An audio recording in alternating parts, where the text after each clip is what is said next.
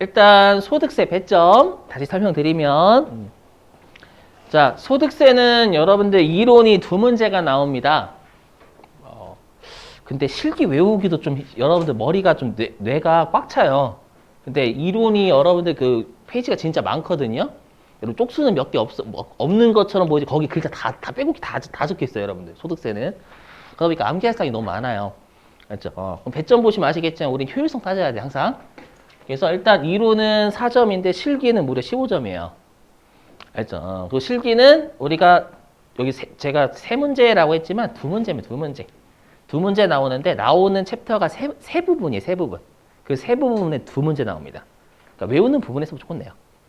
아시죠? 그래서 암기할 건 많지만 우리가 효율성은 좋아요. 암기하는 부분에서 나오니까. 근데 그 암기하는 게 좀 많아요. 그 말은 뭐냐면 여기를 암기해도 머리가 꽉 차는데 그래서 여기 소득세 이론까지 다 외우는 건 그거는 무리예요, 무리. 아시죠? 무리이기 때문에 어떻게 공부하시는 거 추천드리냐면 일단 소득세 실기 쪽을 위주로 암기하시고 알죠? 여기는 잘 나오는 거 위주만 알죠? 요건 제가 기출문제 나눠드리면서 같이 풀 거예요. 숙제는 안 낼 거고요. 알죠? 자, 이렇게 되고 그래서 배점은 19점입니다. 19점. 그래서 일단 소득세는 네, 방법이 없어요. 암기 열심히 하실 수밖에 방법이 없습니다. 이거는 어떤 선생님들도 마찬가지예요. 소득세 잘하는 방법이 있나요? 라고 하면 다 암기라고 합니다. 여러분 여기는. 그래서, 대신에 여러분들이 공부하실 때에는 이 소득세가 나에게 가장 도움이 되는 세법이에요. 실제로. 그래서 나의 일상생활에 도움이 가장 되는 세법은 무조건 소득세입니다. 그렇죠? 내가 법인에 취업을 하더라도 나는 소득세를 내야 돼요. 그렇죠? 그렇기 때문에 여러분들이 소득세는 꼼꼼하게 공부를 하시면 분명히 나의 인생이 훨씬 가장 도움이 됩니다. 알죠? 헌법은 물론 헌법도 도움이 되지만 이건 돈하고 머니하고 관련돼 머니하고. 자, 해보죠. 자, 소득세의 특징.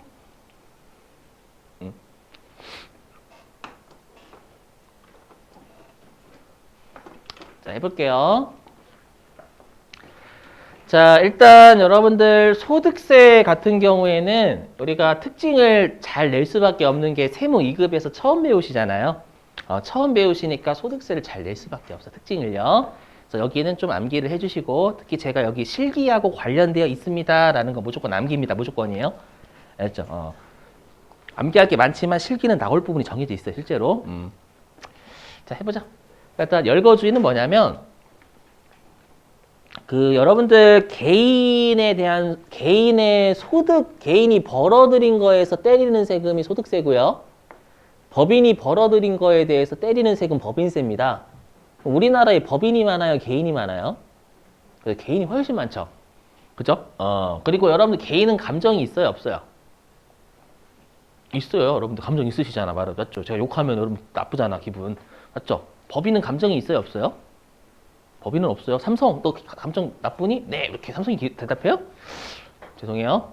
무슨 말인지 이해되시겠어요? 그 말은 뭐냐면 우리가 개인은 사랑도 많고요. 그리고 감정이 있어요. 즉 조세에 대한 정이 심하다라는 거예요. 저항. 맞죠? 특히 여러분 저항 심하잖아요. 저항. 저도 저항이 심하긴 해요. 저항만 심해요. 저항만. 어쩔 수 없이 뜯어가는 건 다 그냥 하고. 아무튼 그렇기 때문에 개인들은 사람도 많고 조세에 대한 저항이 심하니까 우리가 국가 입장에서는 개인들이 계속 반복적으로 벌어들인 것만 세금을 부과하겠다라는 입장이에요. 그 말은 어쩌다가 벌어들이는 것은 과세를 하지 않겠다라는 게 원칙적인 입장입니다. 아시죠? 그러면 우리가 계속 반복적인 것만 과세할게 라고 했으니까 어떠한 것들이 계속 반복적인 소득인지 법에 열거를 다 해줘야 돼요. 아시죠? 그걸 우리가 그래서 열거주의 과세 방식을 취한다라고 불러요. 이해되세요? 이렇게. 자, 근데 여러분들 개인들이 벌어들이는 소득은 유형이 되게 많습니다.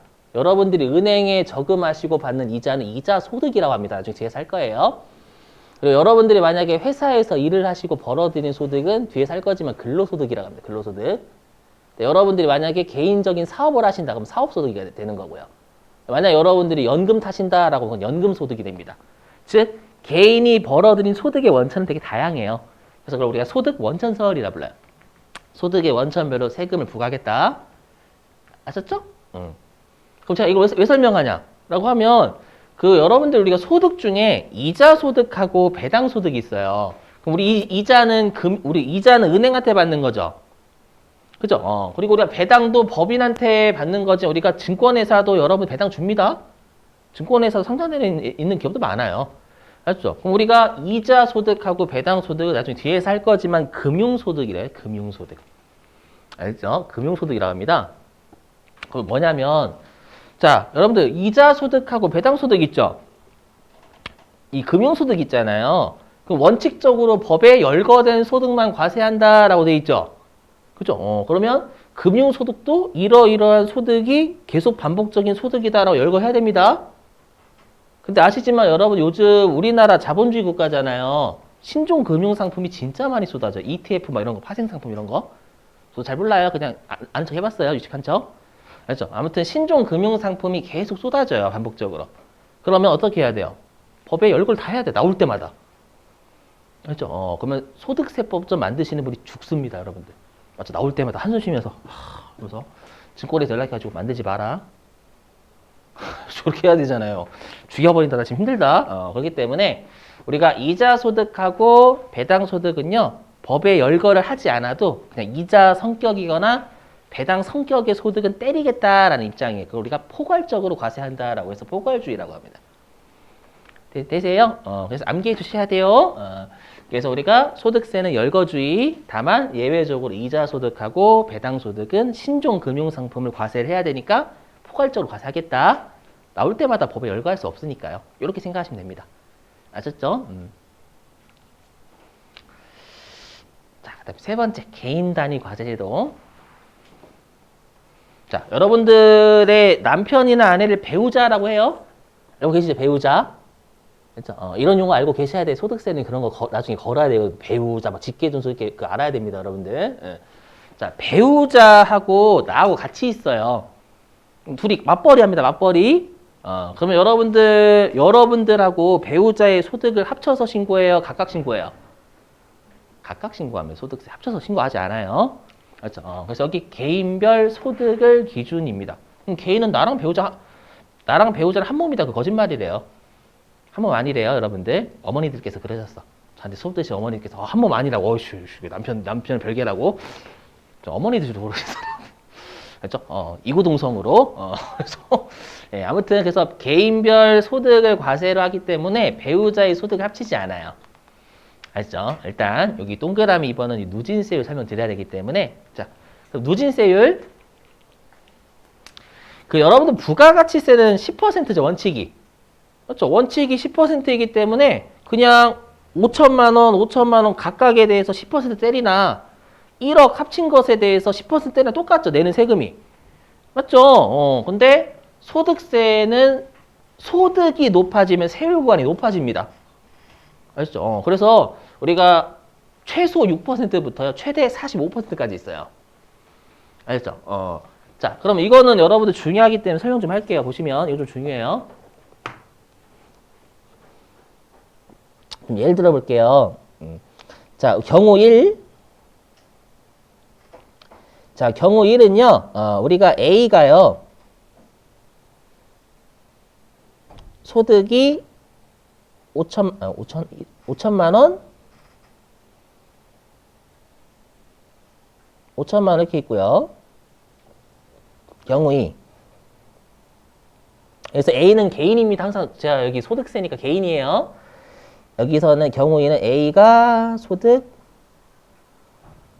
5천만 원, B가 소득 5천만 원. 이렇게 있어요. 그럼 우리가 부가가치세는 어차피 내는 세금 똑같죠. 둘 다 10%니까. 근데 소득세는 누가 세금 더 많이 낼까요? 우리가 개인별 과세라면서요. 그럼 A는 혼자서 두 가지 소득이 있다는 얘기고 경우 1은 혼자서 두 가지 이상의 소득이 있다는 얘기고요. 두 개의 소득이. 알죠? 경우 2는 A라는 개인이 5천만 원, B라는 개인이 5천만 원 있다는 얘기예요. 같은 세금 낼까요? 아니에요. 우리가 개인별 과세니까 누진세율, 얘는 5천만 원 누진세율, 5천만 원 누진세율 이렇게 되는 거고요. 위는 1억에 대한 누진세율을 곱합니다. 뭐가 세금 많이 낼까요? 위가 훨씬 많이 내요, 실제로. 위가 많이 내요. 응? 여러분 표정이 아닌 것 같은데 이 표정인데? 자, 예를 들어 볼게요. 아니, 여러분 누진세율이 소득이 높아질수록 세율이 높아져요. 그래서 예를 들면 자, 5천만 원이 세율이 20%래요. 근데 1억은 여러분들 30%래요. 알겠죠? 근데 제가 아까 말씀 개인별 소득이 원칙이에요. 합치지 않아요. 아까 이 배우자의 소득 합치지 않는다며요. 그 말은 그냥 개인별로 누진세를 때리는 거예요, 원래. 알겠죠? 그러면 우리가 A 같은 경우에는 그냥 혼자서 1억 번 거잖아요, 여러분들. 개인별이니까 여러분들 혼자서 번 거지. 본인 5천만 원, 배우자 5천만 원 번 게 아니죠. 근데 여러분 경우 2는 그냥 남편 5천만 원, 배우자 5천만 원 이렇게 있다 생각하시면 돼요. 그럼 얘 같은 경우에는 혼자 1억 버니까 여기에 30% 두드려 맞겠죠? 이해되세요? 근데 우리가 B가 경우 두 번째 같은 경우에는 A는 5억이래. 5천만 원에 20%잖아요. 개인별 과세니까. 그 다음에 B도 5천만 원 20%죠. 네, 그렇게 하면 A는 1천만 원. B도 1천만 원 이렇게 되는 거예요. 이해되시겠어요? 무슨 말인지? 개인별 과세니까. 경우 1은 개인이 한 명이잖아요, 여러분들. 경우 2는 개인이 두 명이란 말이에요. 되실까요? 그렇기 때문에 위는 3천만 원 내는데 여기는 합쳐서 2천만 원만 내면 되는 거잖아요. 이해되시겠어요? 그래서 여러분들 입장에서 그러면 경우 1처럼 과세가 되고 싶어요? 경우 2처럼 과세가 되고 싶어요? 경우 2죠. 이 당연히 세금을 1천만 원에 적게 내고 있는데 맞죠? 그래서 이제 요거 설명드리려고요. 예외요. 뭐냐면 실제로는 저 혼자 사업을 해서 1억 벌 원래는. 근데 1억에 30% 곱하면 3천만 원 내야 되잖아요. 그렇게 하기 싫어. 그래서 어떻게 하냐면 실제로는 저 혼자 사업해요. 근데 저랑 배우자랑 같이 사업을 하는 것도 장난치는 거예요. 그래서 저 50%, 배우자 50% 이렇게 지분. 뻥이죠. 저 혼자 100%인 거예요. 알죠? 그러면 그 사업장의 소득이 1억이라면 그 1억을 제가 50%니까 저는 5천만 원 분배받는 거고요. 배우자도 5천만 원, 아내도 5천만 원 분배받는 거죠. 그럼 개인별 과세니까 저 5천만 원에 대해서 누진세율 내고 배우자 5천만 원에 대해서 누진세율 내면 경우 2처럼 되는 거잖아요. 맞죠? 실질은 경우 1인데 형식은 경우 2처럼 이제 꾸민 거죠. 이해되시겠어요? 그럼 세무서가 바보는 아니죠. 이거 장난치는 거구나. 알죠? 그거예요, 여기. 공동사업의 지분율을 허위로 정했죠. 맞죠? 저 혼자 100%대 공동으로 사업한다고 장난쳐가지고 50% 장난쳤잖아요, 여러분들. 이해되세요? 그러면 이때는 배우자의 소득을 합쳐버려요. 그래서 그때는 그냥 제가 배우자의 소득 5천만 원 저한테 합쳐가지고 1억에 대해서 30% 두드려 맞는 거예요. 무슨 말인지 이해되시겠어요? 이게 말 문제. 자, 그 다음에 응능과세. 좀 웃기긴 한데 여러분들 능이잖아요. 능. 그래서 능력에 따라서 부과한다 그 뜻입니다. 능력에 따라서. 왜냐하면 소득은 능력이니까. 이렇게요. 자, 그 다음에 신고납세제도. 여러분들 소득세 혹시 언제 신고하는지 아시는 분? 나중에 여러분들 팜플렛 보시면 다음 연도 5월 달에 내요. 그래서 2022년도 소득세는 2023년도 5월 달에 냅니다. 외우시는 거예요, 여러분들. 5월 달에 내고요. 그 다음에 이건 뒤에서 할 건데 우리가 결손금 적자인 경우에도 신고는 해줘야 돼요. 되시겠죠? 왜냐하면 신고를 안 하면 세무서가 알 길이 없어요. 그렇죠? 그래서 결손금 적자인 경우 신고하지 않아도 된다 그럼 틀린 겁니다, 여러분들. 이해되시겠어요? 알려줘야 세무서가 혹시라도 결손금 있다라 뻥치는 거 아니니라고 생각하겠죠, 여러분들. 자, 마지막 요거 마칠게요. 인적공제만 하고. 이게 실기용이에요. 인적공제 여기가 가장 중요합니다. 소득세 실기에서. 그리고 여러분들 실제 소득세 연말정산에서도 제일 중요해요. 인적공제가. 알죠? 설명할게요. 자, 일단은 우리가 인적공제다라는 건 사람을 고려해서 빼준다라는 뜻입니다. 여기서 사람은 부양가족입니다. 자, 예를 들어 볼게요. 그럼 저 혼자서 400만 원 벌어요. 근데 둘 다 자가는 있대요. 저 혼자서 400 버는 경우하고요. 제가 배우자도 있고 아내도 있고 그 다음에 자식도 2명 있어요. 예를 들어가지고.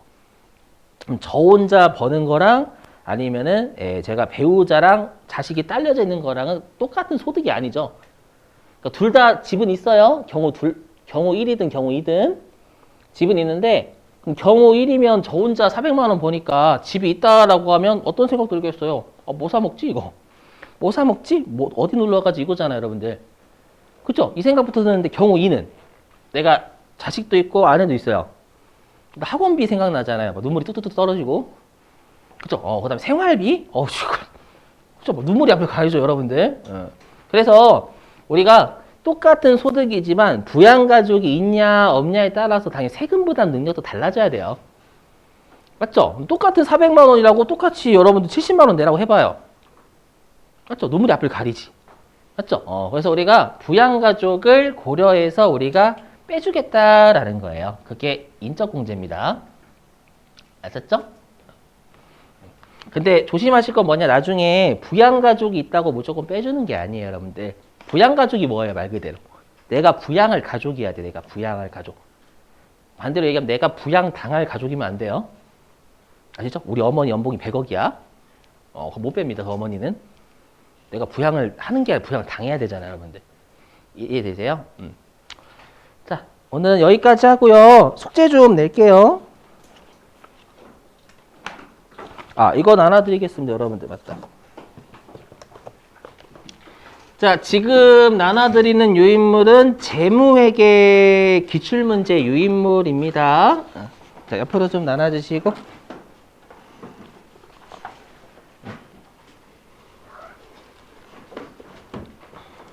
여기 있어요. 여기.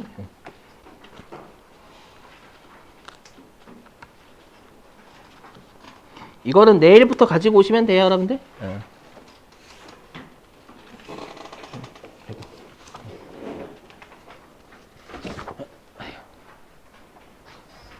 자, 그 원가회계 유인물 좀 꺼내 주실래요? 원가회계에서 제가 풀지 말아야 될 거 좀 체크해 드려야 돼 가지고요.